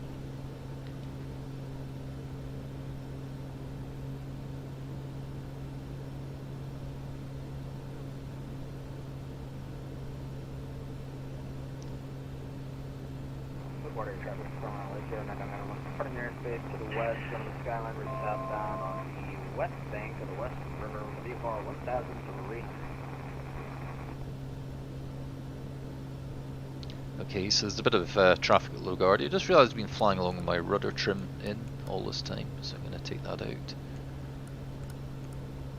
can leave it in for the climb, but once you hit cruise, you need to take it out. Okay, there we're at 3000. We'll maintain 3000 to Yeoman, and then it's down to 1900. Final approach fix at Greco. We're not going to call traffic yet. We're still quite a long way out.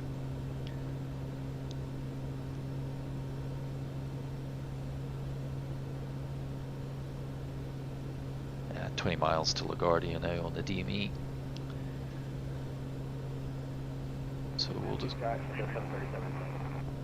keep the speed up. There's no point in going too slow. It's New York all in front of us. It's Long Island off to the left there. We're just flying down the sound now. Westchester County must be off to our right somewhere, which is one of my favourite airports.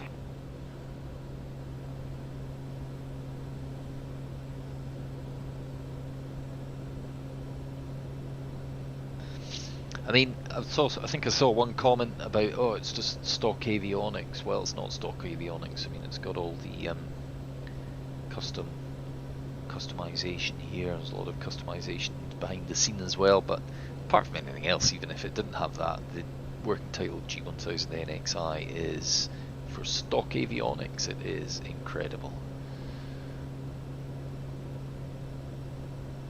I mean, I've been using it for a long time. There's still features I'm discovering. Like I didn't know there was a database of flight plans. All your previous flight plans are stored, and that's really cool.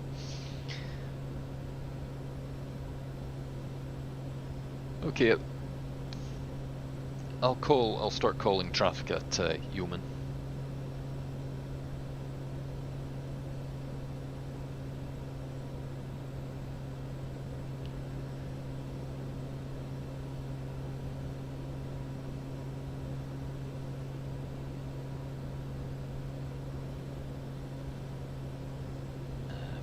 To Yeoman or thereabouts.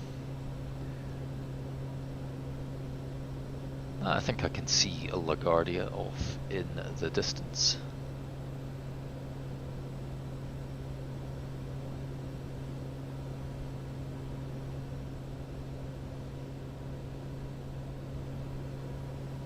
Very pleasant evening. So the winds were pretty much from the west, so I'm going to expect a right-hand crosswind as I come into land, maybe 4 or 5 knots of crosswind component. That's a good point. When I was doing something the other day, I turned off the I'll put the inset map on.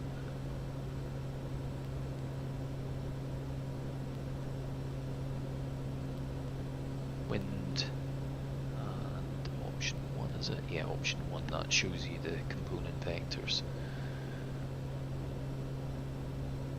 New York Traffic, experimental 80991, join the Skyline route on southbound on the west bank of the West River at 1,300. New York. Okay, I've armed the approach mode. Vertical track. That's another custom modification, by the way, in case you're wondering what that is. I'm going to select 1900 now. As there we are, coming up in Yeoman.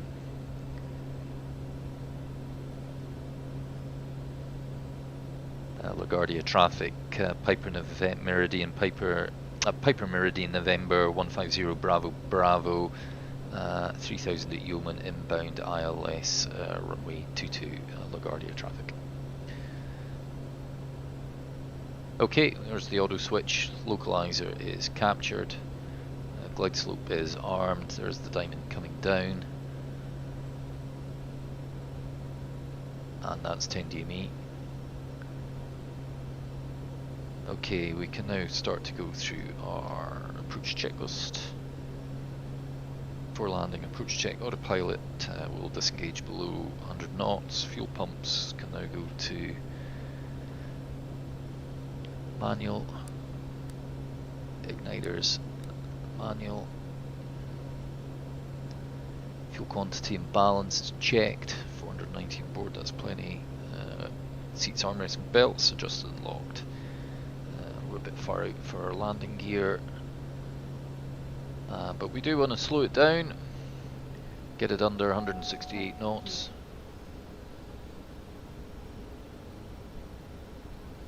Check here. Now that check gears because I've dropped the torque below 300 foot-pounds. There's 166 knots, so I can go flaps 10.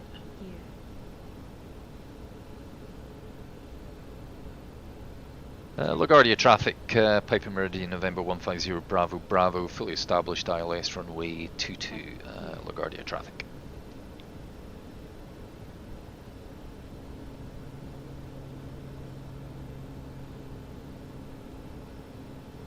It's quite a slippy old plane.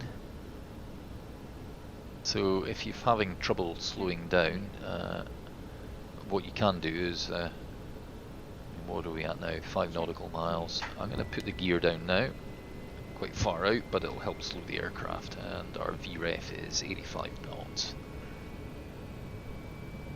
But typically, you're approaching with 300 foot-pounds of torque, and you just maintain that. Let the aircraft slow down. And just remind myself, yeah, 135 knots for flaps 20 and 118 for full. Well, there's 135 there, so go flaps 20.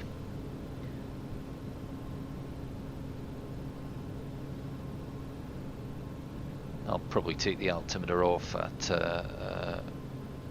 the autopilot off once we hit 1,000 feet on the radar altimeter.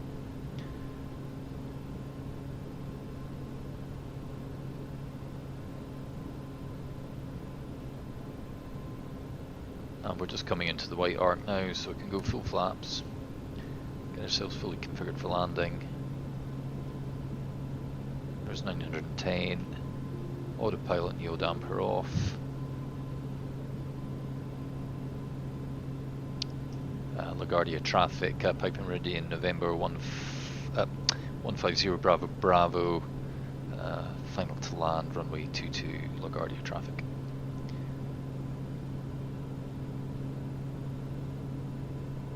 So we have no crosswind, just 6 knots of wind on the nose. It's looking good.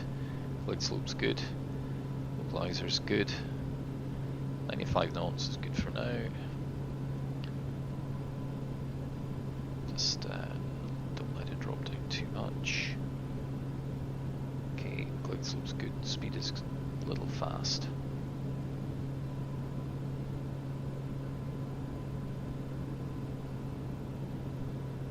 Okay, 282 red. Glide slope's good, localizer's good. 282 red.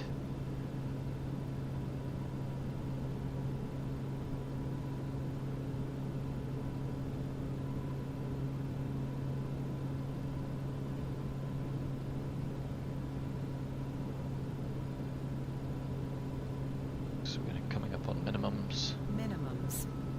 That's another mod. Another personal mod using spad.next. Okay, well, I think we're committed to land.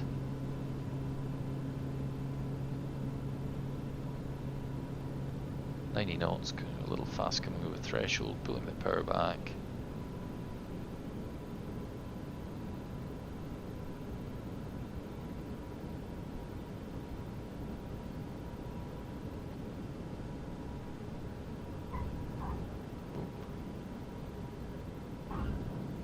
Took me by surprise, that landing.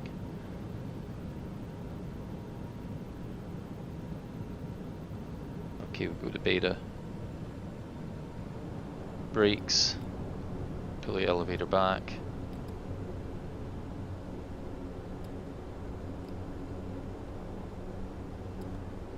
Okay, we can exit here.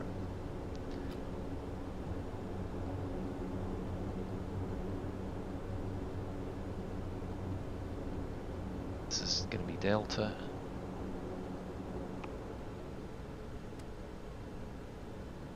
A little bit too enthusiastic with the reverse thrust there. You know what, I didn't put my landing lights on.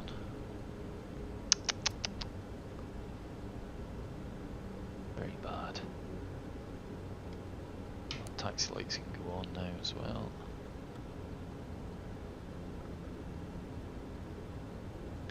LaGuardia traffic, Piper Meridian, November 15, 0 Bravo Bravo, clear of runway 22 right. LaGuardia traffic. North up United 83, turning corner to 150 ILS, runway 22 left, north up to left. Right. Gonna turn in here. Find general aviation parking.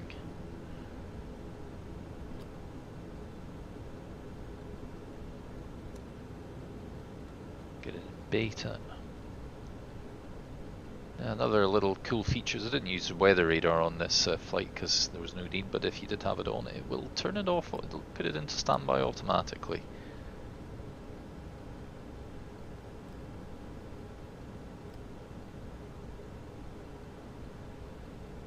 New York traffic is from LA 0991. Clear of class Bravo's VFR 1600, VFR Just gonna stop here while I try and figure out where I'm going.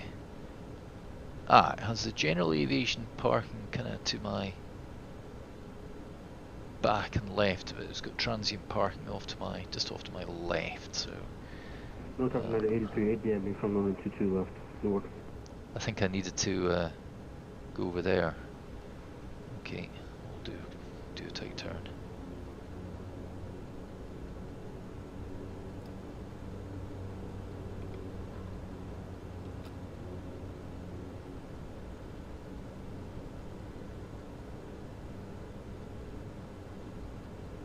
Okay, we're on to Echo, I believe.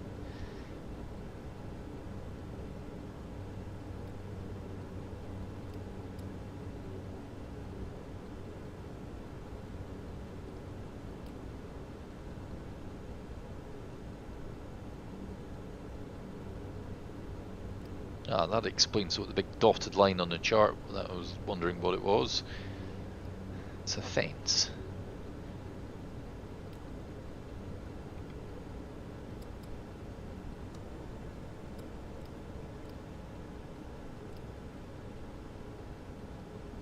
Well, this is the transient parking here. Kind of the middle of nowhere, really, isn't it?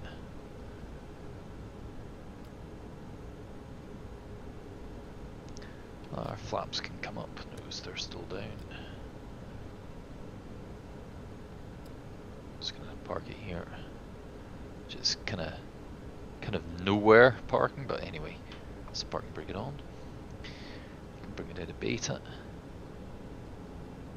Put the fuel pumps and igniters off now. I'll do a proper checklist in a second.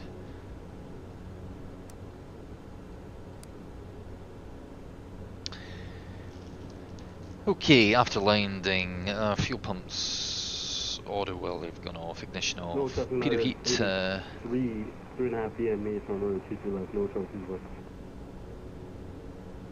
Heat of heat. As well, which is stall heat.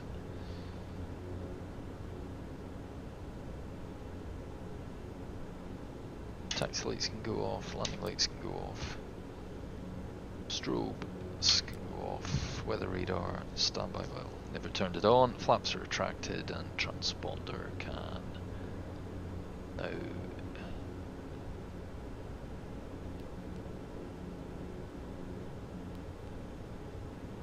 standby. Okay, shutdown checklist. Parking brake is set. Cabin comfort can go off. Power lever is idle. Is it though? Is it? Yeah, that's it at idle now, because it's 143 pounds torque, which is the idle power output. Climate controls, this is all our AC and stuff like that, that can all now go off. Switch that to there. And that's all yeah, that's all fine. Fuel pumps are off, avionics can go off. PFT will go into reversionary mode now. Just want to make a note of my fuel remaining. So we've got 414 remaining.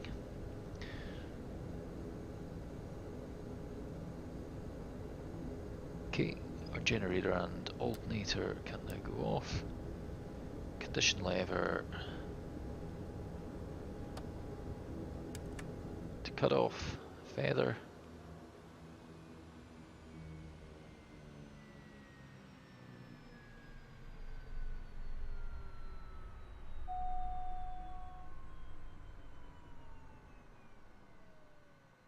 Okay, our bleed air can get pulled out now. Right, well there we are. Shut down. Ugh, they like my landing. They're a bit hungry though. I only fed them. They get hungry really quickly. Anyway, ground ops. So we can get the cabin door open now. Get the security cones out. Get the aircraft chalked. These are all persistent. These will be persistent. Get our covers on. Can even put out a red carpet for them. And we'll unload them in real time. So now it's going to give our passenger status, so they are stretching their legs. And we should then get an estimate how long it's going to take for the transport to turn up to get them. But given I've parked in the kind of middle of nowhere in this airport, that might be quite a while.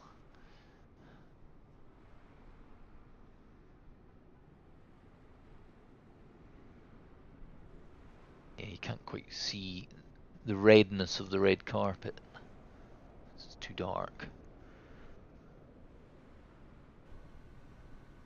Oh, it's coming really quickly. Seeing 30 seconds. Pop it into drone mode. Gives a better chance of seeing it coming. So judging by the scenery, I do actually own LaGuardia Custom Airport. There's the limo coming.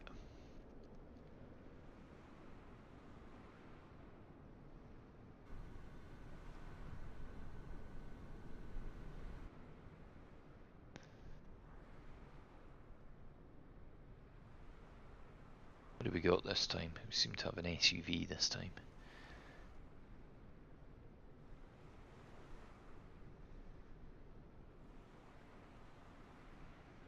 Just going to disconnect from VATSIM now.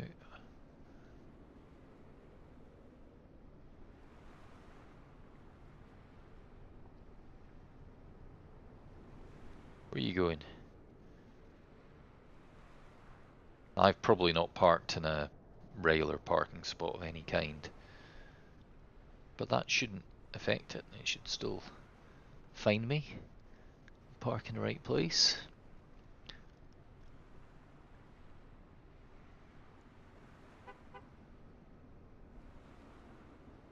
Toots his horn, let me know, just in case you're sitting in the cockpit with the door shut, because the passengers will not get off until the door is open.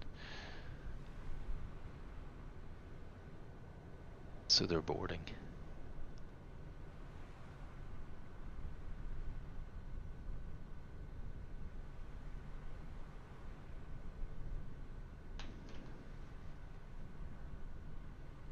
So 412 pounds of fuel left on board, and that'll be persistent for the next flight as well, plus any of the chocks and covers. If you set those at the end of one flight, they will be on at the beginning of the next.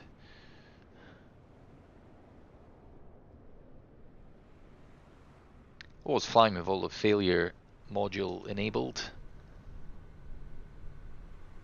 in the realism, so all of everything here was on. Not all of these things are failures. ESP isn't actually, that's not a failure, that's a system. Electronic stability protection, stop you from putting the aircraft into a dangerous attitude, and that's all explained in the manual. But yeah, if I had abused the aircraft, there's the car leaving.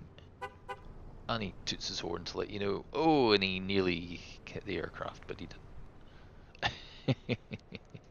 Crazy drivers. So if I go to ground ops now, I can see, yeah, they've disembarked. So it's showing £0 against seats 2 and 3. You can take a total of 5 packs if you include the co-pilot seat as packs, but generally your packs would be 4 in the back. Right, well that's us. Just kind of final thing, I just want to check how I did on the fuel burn. So I'm going to go back to the OFP.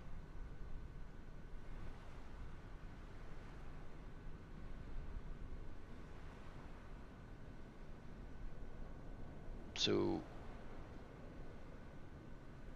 trip LaGuardia 305, it says burned. Now I started with 7, what was it, 736 of 400. Yeah, that's pretty close. And also check it against the trip, it should tell me how much I should have had on board. Right, yeah, so it said I should have had 406 on board, I had 412. That is £6, within £6 of what's in brief estimated, so that's pretty bang on. Particularly given I did a little bit of rerouting and wasn't using maximum power. Worked out very nicely. Okay then, right, I think that's enough for this stream. Hope it filled a bit of time while you're waiting to get your own FSR500. Happy flying. It's a great aircraft and it's great fun for doing sort of short IFR hops like that. And have fun learning it and enjoying the fantastic immersion.